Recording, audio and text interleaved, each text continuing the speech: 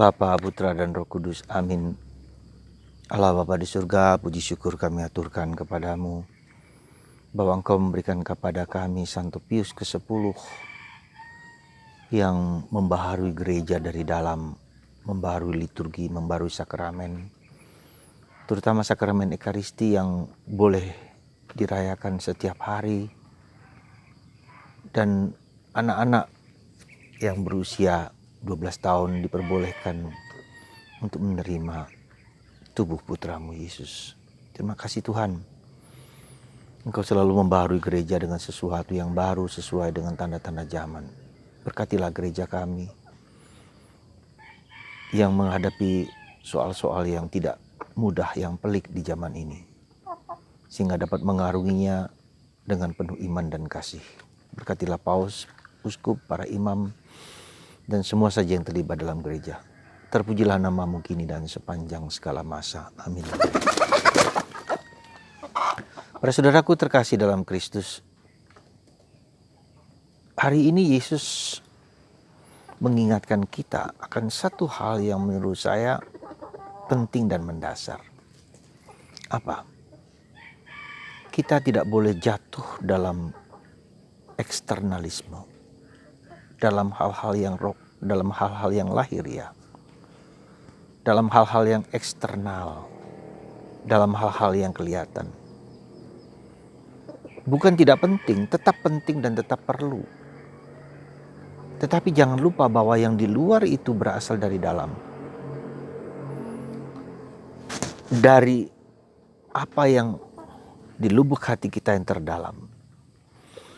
Maka ketika kita jatuh kepada apa yang kelihatan, baju, mobil, rumah, perilaku, ya, tanda-tanda, simbol-simbol alamiah, tentu saja sekali lagi itu penting, tetap penting dan tetap perlu. Tetapi bukanlah yang mutlak.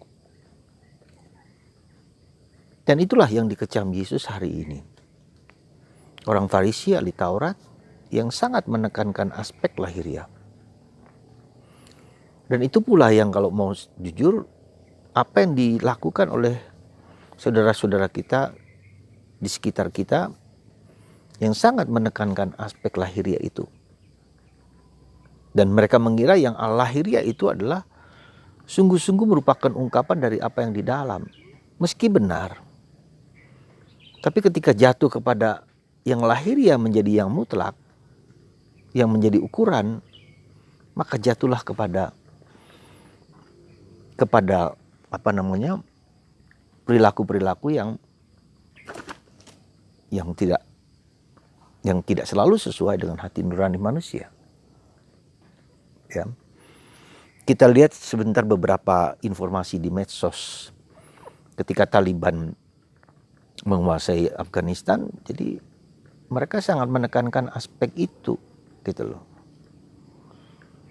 Ketika mereka bermain dengan bom-bom kari yang diputar-putar segala macam, mereka juga manusia yang ingin bermain, ingin menunjukkan playfulness dalam hidup manusia. Tetapi kemudian setelah itu dibakar semua, karena itu dianggap sebagai musyrik. Ya. Jadi orang tidak mengerti dan memahami keutuhan manusia yang luar biasa.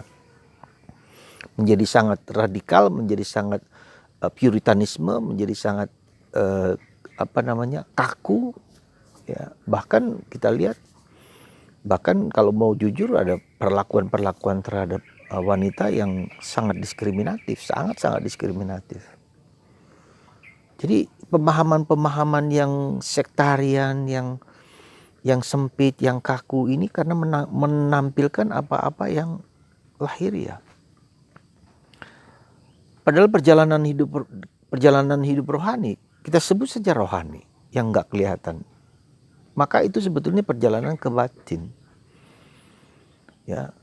Tradisi kita, tradisi Jawa, terutama sejauh saya tahu, itu dilihat bahwa bagaimana para leluhur kita yang seringkali pergi ke gunung, yang seringkali bertapa, yang seringkali askese, yang seringkali ingin mencari wangsit, mencari sesuatu yang abadi, yang kekal, yang langgeng gitu loh, bukan sesuatu yang lahiriah. Maka ketika kekristenan, kekatolikan sampai ke sini, ya unsur itu yang sangat kuat di dalam tradisi Jawa. Unsur mistisisme, unsur kontemplatif, unsur doa, unsur hening. Dan itu menimbulkan apa? Menimbulkan suatu kerendahan hati. Ketika orang memasuki di dalam batinnya, dia tahu bahwa bukan hanya kekuatan dia sendiri, tetapi kekuatan ilahi yang tidak nampak, yang membimbing, menuntun orang untuk memasuki kehidupan yang lahiriah itu. Nah, kenapa orang sombong? Kenapa orang seperti orang Farisi, orang ahli Taurat yang mengukur segala sesuatu dari apa yang nampaknya ia lakukan dengan kelihatan suci, kelihatan saleh? Itu karena dia tidak tahu, tidak memasuki batin yang dalam. Jadi aspek batinnya, ya, ini menjadi tolok ukur dan perjuangan kita di dalam memasuki hidup rohani. Nggak bisa enggak. Ya, maka untuk itu ada syarat-syarat penting yang memang harus dijalankan, yang tidak bisa tidak, yang harus dilakukan, dilalui oleh setiap orang. Misalnya askese, misalnya tidak mengumbar nafsu, ya, misalnya mati raga, misalnya puasa, misalnya harus tidur sampai larut malam. Itu artinya mencari keheningan untuk menangkap sinyal-sinyal yang tidak nampak, yang tidak lahiriah, tetapi yang menggerakkan hati manusia. Dan itulah yang kita sebut dengan roh. Roh itu Roh Kudus. Kalau kita Roh Kudus, Roh Allah, Roh Ilahi yang terus-menerus menggerakkan kita. Dan roh itulah yang menggerakkan Bapa dan Putra. Ya, jadi kesatuan Bapa dan Putra dan Roh Kudus itu yang menggerakkan adalah roh. Yang menghidupkan Bapa dan menghidupkan Putra itu adalah roh. Ya. Dan roh itulah yang diberikan kepada kita. Roh dalam kesatuan dengan Bapa, roh kesatuan dengan Putra, dan masuk ke dalam diri kita adalah roh. Roh Kudus itulah yang membuka cakrawala kita. Siapa Bapa itu, siapa Putra itu. Ya, jadi saudaraku terkasih dalam Kristus, inilah kalau kita menyadari lebih dalam dan lebih dalam akan kehidupan batin, ya kehidupan masuk dalam dunia roh. Nah, di situ juga nanti ya ada akibat-akibatnya juga. Mungkin orang menjadi lebih peka akan dunia yang tidak nampak ini, yang tidak kasat mata, ya, karena dia sudah terbiasa untuk bergaul dengan dunia batin, dunia Allah, dunia rohani, ya, dalam keheningan dan kesunyian tanpa banyak gangguan eksternal dan keterikatan-keterikatan lahiriah yang lain. Dan itulah yang kalau kita perhatikan dalam ruang-ruang 1-7 dari Teresa Avila, ya, ruang pertama, kedua, dan ketiga adalah ruang kodrati, ruang manusiawi yang berjuang, terus-menerus berjuang untuk mengalahkan diri sendiri, untuk menemukan dan mengalami kehadiran Tuhan dalam dialog, dalam komunikasi. Itu harus perjuangan, ya, perjuangan untuk mengalahkan diri sendiri. Karena disitulah muncul yang di bawah sadar kita itu, karena kita hening, karena kita diam, memuncul di atas permukaan.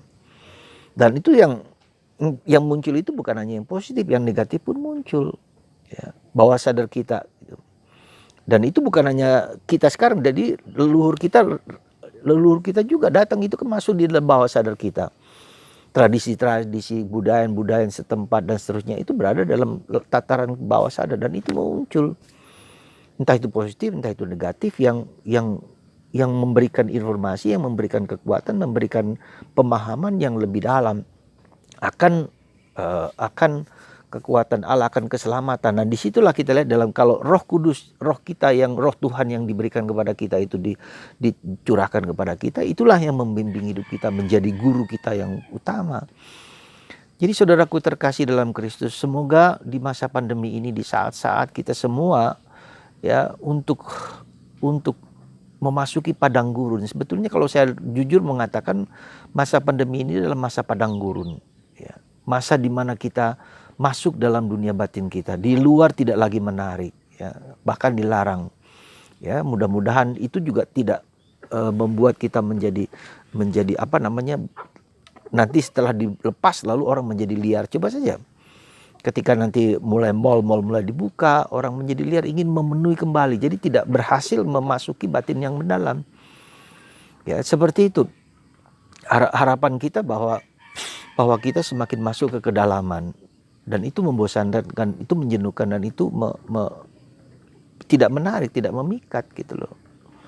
Tetapi itulah yang kalau kita ingin bahagia dalam artian yang sesungguhnya, ya, bukan bahagia materialistis, bukan bahagia yang hedonistis, bukan bahagia yang hanya sekedar di usaha kodrati itu, ya itu penting dan harus. Ya, kita berjuang mati-matian membaca kitab suci, kita merenungkan, kita merefleksikan, kita berdialog dengan Allah. Ya, dalam usaha manusia supaya kita nanti lama-kelamaan keakuan, keegoan kita itu mulai diruntuhkan. Ya, kita melihat ada secercah dunia lain, dunia roh Allah yang terus membawa kita untuk masuk lebih dalam. Nah, nanti di situ dalam ruang keempat dan masuk 5, 6, 7 itu masuk ruang adikodrati. Jadi masih tarik menarik di mana kita masih berjuang, masih mau mencintai orang lain dengan kekuatan kita, dengan kemauan kita. Lama-lama nanti Tuhan yang kodrati ini, ya, adikodrati ini. Seperti apa? Jadi saya menggambarkan bahwa 3 ruangan pertama itu seperti orang menggali, menimba air dari sumur, harus berjuang. Ya, mati-matian dengan kebosanan, kejenuhan, terus tetap setia untuk menyirami bunga-bunga dan pohon-pohon supaya menjadi segar, menjadi tumbuh gitu loh. Ya, disitulah nanti sampai kemudian tahap ke-4, 5, dan 6 Tuhan memberikan bentuk lain yang lebih hiburan, misalnya dengan tidak lagi dengan menimba tetapi dengan listrik. Jadi dengan listrik itu lalu kemudian airnya dialirkan, ya. Kemudian juga dengan dengan kerekan, itu juga mempermudah, lebih mudah lagi, lebih ringan lagi. Jadi itu ada unsur kodrati, unsur intervensi Allah yang membantu kita. Lalu nanti pada saat tertentu ada hujan. Kita tidak perlu menimba lagi, tidak perlu dengan kerekan, tidak perlu lagi dengan listrik. Tapi dengan diam dan hening Tuhan memberikan hujan rahmat. Nah, itulah perjalanan hidup rohani kita, saudaraku terkasih. Nah, Anda berminat, Anda mau, Anda tidak, silakan, monggo. Itu jawaban dari kita semua. Ya, ketika kita mau ingin lebih dalam dipergunakan oleh Allah menjadi alat keselamatannya, seperti Santo Pius ke-10 ini, ya. Seorang yang sangat sederhana, seorang yang dari keluarga miskin, yang menggantungkan hidupnya hanya kepada Allah, pada kemiskinannya dia dan kekayaan Allah. Dan Tuhan memakainya dengan begitu luar biasa, membaharui gereja, di saat-saat di mana ada banyak kesulitan, ada banyak bid'ah yang muncul, ada banyak gereja juga mengalami ketidakpercayaan dari umat, ya. Dan dia mulai dengan dirinya sendiri. Mari kita mulai juga dengan diri kita sendiri. Supaya kecaman Yesus kepada orang ahli Taurat dan ahli Farisi ini juga kecaman kepada kita, karena kita terfokus kepada apa yang lahiriah, yang nampak, yang kelihatan. Dan kita tidak setia, tidak mampu untuk diam, untuk hening, untuk masuk ke dalam batin kita yang terdalam. Ya, padahal itu adalah syarat penting untuk bisa mengalami perjumpaan dengan Allah dengan lebih baik. Semoga kecaman Kristus ini juga mengecam saya sebagai imam, sebagai biarawan juga, biarawati, Anda semua, kita semua. Ya, supaya pandemi ini tidak sekedar sia-sia belaka. Lalu nanti kalau tidak ada pandemi kita menjadi liar, mengungkapkan segala keinginan kita, memuaskan segala nafsu-nafsu kita. Ya, tidak berhasil kalau demikian. Yang mau pandemi ini Tuhan inginkan adalah supaya kita merasakan kehadiran Tuhan yang menghidupkan kita dengan rohnya. Mari kita mendaraskan terus-menerus, datanglah Roh Kudus terus dalam hati kita, supaya roh kita menjadi hidup. Tuhan berkati Anda semua dan menyembuhkan Anda bila Anda sakit, dalam nama Bapa dan Putra dan Roh Kudus. Amin.